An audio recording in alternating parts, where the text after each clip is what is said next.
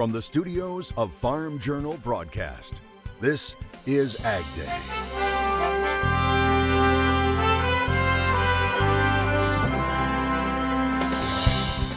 Higher prices, pain at the pump, and a war in the world's breadbasket. It's just beyond anything that I ever thought that I would ever see in my lifetime. One Kansas farmer talks about how he's preparing for planting amid a lot of pressure. You don't have to go far to power this tractor. So it is a compressed natural gas tractor. See how it runs on poo power as we inch closer to planting season. We think that bean acres will be, as our numbers suggest, within 1 million acres of corn. The latest predictions right now on AgDay. Good morning, I'm Clinton Griffiths. A week from today, USDA will release its prospective plantings report. And right now, several ag marketing firms are making predictions of their own. Let's start with the numbers from Allendale. It predicts the nation's corn crop will be 92.4 million acres, a little higher than the USDA Ag Outlook Forum and down more than 1 million acres from last year. And it predicts those acres will go into soybeans with 89.2 million acres, 1 million more than Forum estimates and well above last year. And wheat also getting a bump at just under 49 million acres, also higher than the Forum number and last year's plantings. And we have predictions in from agmarket.net as well. It's also calling for fewer corn acres, putting the number at 90.7, almost 3 million acres lower than 2021. But it's putting those acres into soybeans at 89.8 million and wheat at 48.3.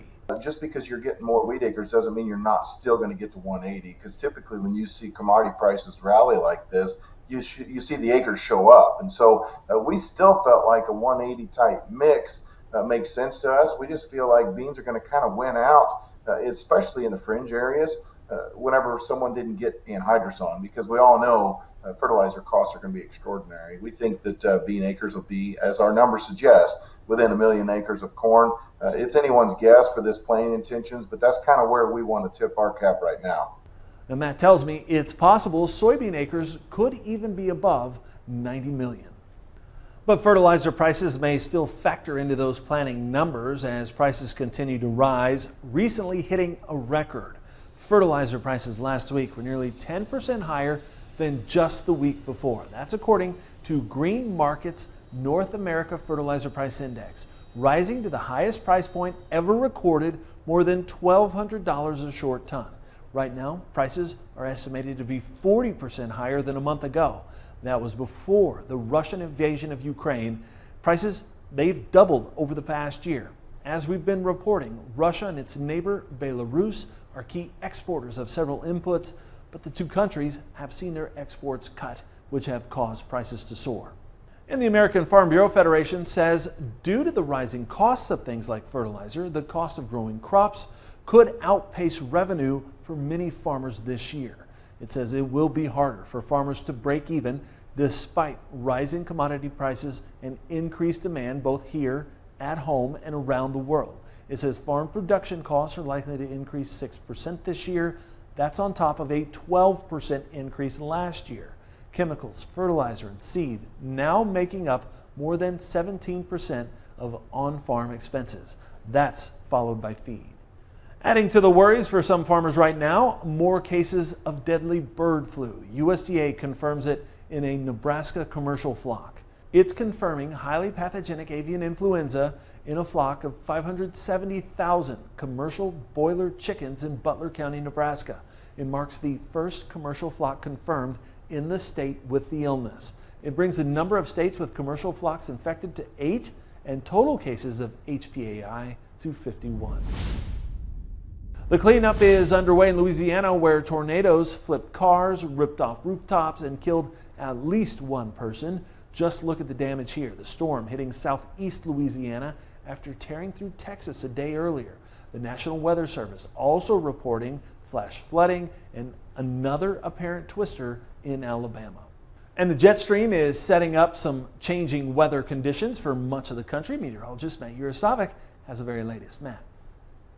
Yeah, that's right, Clinton. It stays very active in the east, and we can kind of see that from this jet stream pattern with this big storm system that's kind of been plaguing the eastern half of the country over the past couple of days. That big dip in the jet stream, keeping it mostly dry and pretty mild out in the west. As we move this jet stream through the next couple of days and towards the weekend, what you're going to see is that storm system gets on out of here, but some cooler air tries to filter in through the Great Lakes and up into the upper Midwest. Meanwhile, a ridge building in the west, and that's going to hang tough into early next week. Above average temperatures back there before a more zonal pattern moves in, another transition phase here before a more active pattern moves in, especially for the second half of next week, which could mean more precipitation for those drought-stricken areas. And if we kind of take a look at that precipitation over the next 10 days, what you're going to notice is it starts out very dry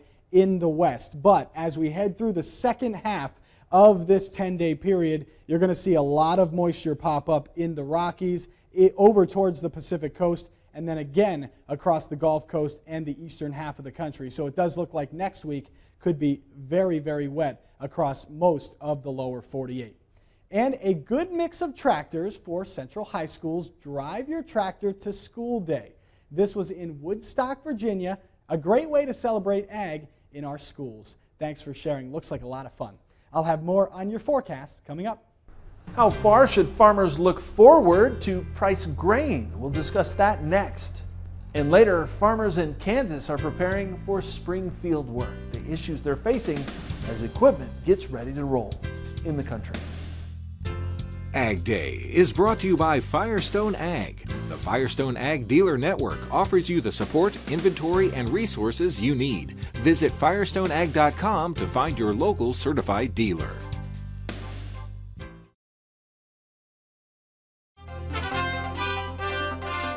Nestle is now joining a growing list of companies that will suspend selling some brands in Russia. The company had previously said it had stopped non-essential exports and imports from Russia, along with halting all advertising and capital investment. Now it says it will stop selling several non-essential brands, including Kit Kat chocolate and Nesquik in Russia. It said the only products it will continue to sell in the country would be baby food, special veterinary meals, and medical nutrition products. The announcement sent Nestle shares down more than 1% yesterday. Meanwhile, Deere & Company shares hit a record high on Tuesday as investors bet on a surge in demand with the war in Ukraine creating a need for more ag production. Deere's stock rose more than 3% on Tuesday to more than $436 a share.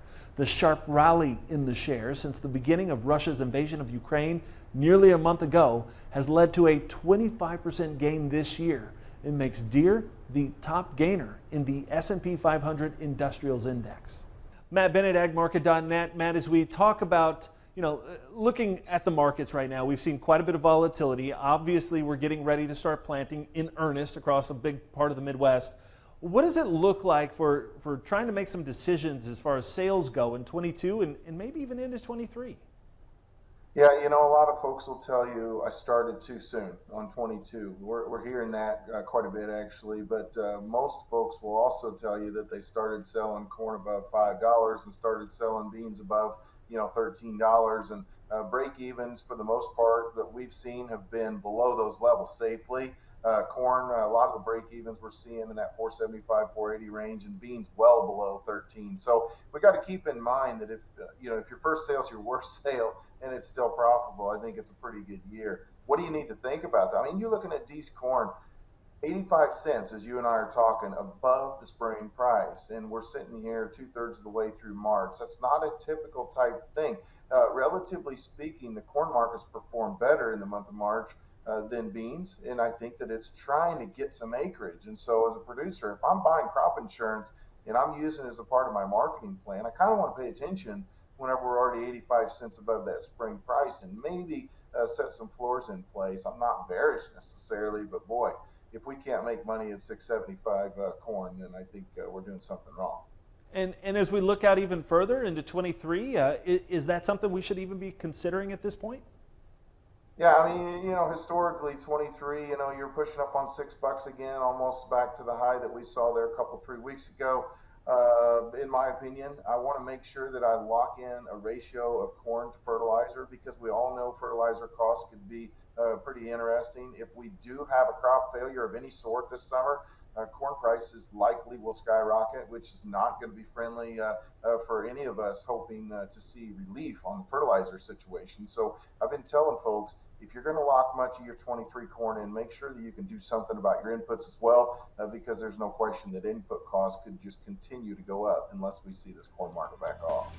All right, good advice. Appreciate it as always, Matt. Thank you so much for being here. We'll be back with more Ag Day coming up in just a minute. To contact Matt Bennett at Ag Market, call 844-4AG-MARKET or visit their website at www.agmarket.net. Ag Day is brought to you by Germinator Closing Wheels. Germinator, it's not just any closing wheel. Reach your yield potential. Pre-order by March 31st with coupon code AgDay for $2 shipping per wheel.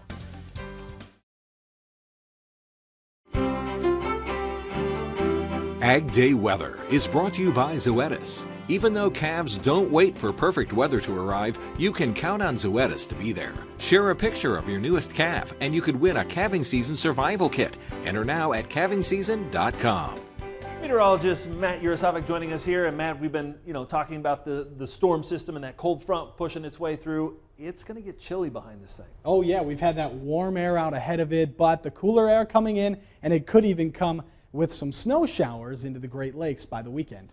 We'll see a couple of those snowflakes as we head over the weekend, especially in and around those Great Lakes, with temperatures that are getting on the cooler side. This is tomorrow morning showing temperatures in the 30s, but it could even get a little chillier than that as we head through the weekend and maybe towards Saturday and Sunday. So that's something that we'll be watching, with even cooler air coming into the upper Midwest and into the Great Lakes. And again, we mentioned the chance for some more of those flakes. I don't know how much will actually accumulate, but future track models are showing us that we could see at least a dusting of snow in some spots downwind of those Great Lakes, with a couple of clipper type systems that are going to be moving through over the next couple of days, at least through Monday, with maybe a little bit more here expected in the mountains there in the interior parts of the Northeast. But let's take a look at our map. We've got our big system here in the east, again still slowly moving that way off the east coast as we head through Thursday evening. Still could see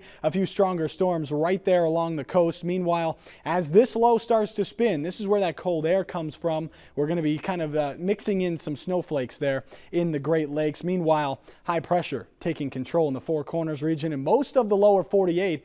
This clipper system here, one of the last, and you can kind of see where some of that snow mixing in into interior parts of the Northeast and in the northern Great Lakes there. But most of the precip off of the East Coast as we head through Friday morning. And then high pressure in control. Again, just watching this clipper system with a few more snow showers and even some rain showers where temperatures just a little bit too warm downwind of those Great Lakes. You can really see all of this warmth moving off the East Coast, cool air in behind, and by tomorrow afternoon, these are looking at the highs, 49 in Cincinnati, 50 in Chicago, and staying in the 30s there in Minneapolis. Meanwhile, the 70s and 80s staying along the southern part of the country as we head not only through tomorrow afternoon, but the next few days as well, becoming more active next week. That's a look around the country. Now let's take a look at the weather where you live.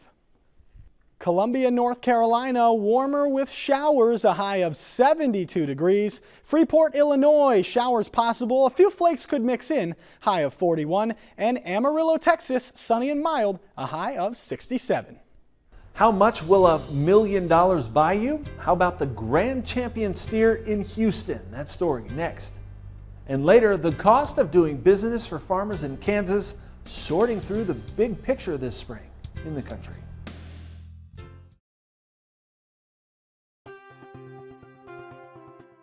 Drover's Report on Ag Day is brought to you by Beringer Ingelheim. Ranchers and livestock operators around the country typically have one thing in plentiful supply: manure. While often considered waste, manure now has the power to power an operation's four-wheel drive fleet. Equipment maker New Holland is rolling out a new tractor powered by methane, the gas emitted when microbes break down what livestock leave behind. The tractor, first introduced to Europe back in 2019, now finding its footing in North America. So as we talk about what energy independence can mean on the farm, utilizing energy produced, if I'm in a dairy and livestock operation, perhaps have a source of methane to fill this tractor, it provides a solution to do that. So it is a compressed natural gas tractor, and it really gives the opportunity to harness some of the energy on the product as we start thinking about diesel fuel cost, and again, how to access some of the fuel on the farm. It gives us an opportunity to do that. Lowry says the tractor delivers the same horsepower and torque that you would expect from a diesel power plant. Current tank capacity provides enough fuel for about 8 hours of light to moderate work, and the first North American unit will roll off the line later this year. A record-breaking buy at this year's Houston Livestock Show and Rodeo, with the grand champion steer going for $1 million. That's the price that was paid for a steer named Vanilla Ice. That surpasses the previous record of $625,000 set back in 2019. Now, the steer was raised by 16-year-old Avon Horn of Anson, Texas. It was bought by Don D. Jordan, a past chairman and president of the organization in charge of the event. Avon will get $85,000 of the $1 million paid. The rest goes toward ag scholarship programs funded by the event. The reserve champion junior market steer also made history, going for $675,000, topping the previous record of $367,000, also set back in 2019. Now, that steer was exhibited by Tristan Himes of Sterling City, Texas. Tristan will get $45,000. Up next, the pressure of spring as farmers prepare for field work. We're off to Kansas as farmers sort through a host of concerns this growing season. In the country, next.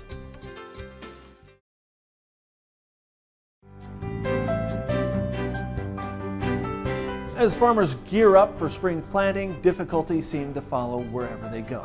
Britton Rucker of AgDay affiliate KWCH talks to one farmer who's feeling the pressure here and overseas. As Kansas farmers head out to their fields, It's mid-March. It's showtime. It's go time. they're faced with a slew of issues just beyond their cab. It's just the first thing we think of when we get up in the morning. It's the last thing we think of when we go to bed at night. With one of the worst droughts on record for Kansas, producers' nerves are being put to the test. It's just a ticking time bomb with regard to the moisture. It's going to have to come soon now to keep our yield potential intact. With the drought lingering on, another issue is pressing the producer's pocketbook. Fertilizer has hit record prices, making producers like Winter make changes. Corn requires more fertilizer, so I've shifted potential corn acres for this coming season over to grain sorghum, which takes a lower amount of fertilizer. It's also much lower seed cost to put it in the ground. It's just a gamble. I won't know if these are the right decisions until this coming fall. Farmers are stretching the penny, first with fertilizer and now recently fuel. Every time I fill my tractor, we're talking about $1,000 worth of diesel fuel. And that's a place where I've never been before. You've got to make every acre count, every gallon count, every minute count when you're contemplating spring field work and the amount of tractor time and combine time that it's going to take to put out a crop. Drought, fertilizer, fuel, and now war, as the breadbasket of Europe is under attack. It's just beyond anything that I ever thought that I would ever see in my lifetime. Now putting pressure on American farmers to fill the gap. In no way should it be discounted the effect on the grain market here. These markets are wild, they shift, they go dramatically higher and lower in the same day, and it's hard to grasp what the right thing might be to do right here. We can make things work at these grain prices with high input prices. There's no guarantee that these grain prices are going to hold, that they're going to be there at the time that we sell the grain if we get a crop. Winter, hearing from some farmers in Ukraine, they're not focused on farming, rather keeping alive. We're not worried about, we can't be worried about how we're going to get the crop in the ground. We're worried about staying alive and still being around next week to put this crop in the ground. So you can't imagine what's going on over there, as they're approaching their corn planting time just as we are. And you just can't imagine, I can't get my head wrapped around the amount of stress and the amount of disruption and the amount of issues that those folks are dealing with as they get close to their planting season. In Mount Hope, Britton Rucker, Eyewitness News. Our thanks to Britton and KWCH for sharing that story. That's all the time we have this morning. From all of us here at AgDay, I'm Clinton Griffiths. Have a great day out in the farm country.